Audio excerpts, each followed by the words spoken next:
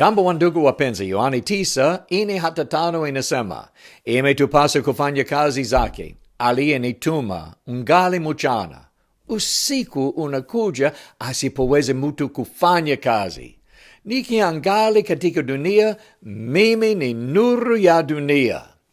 Bwana anafunua maana ya kazi za ajabu za Mungu. Alifanya kazi mchana, watu wote waone wazi.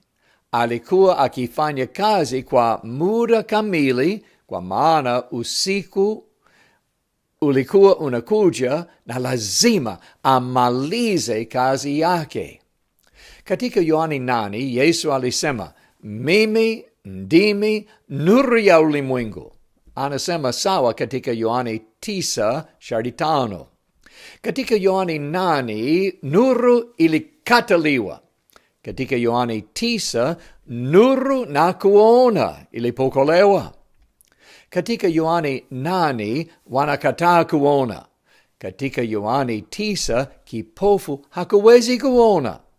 Katika Yohana 8, hawakumwamini Yesu. Katika Yohana 9, alimwamini Yesu na kumwabudu vilevile.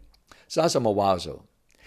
Yesu alisema, nikiangali katika dunia, mimi ni nuru ya dunia.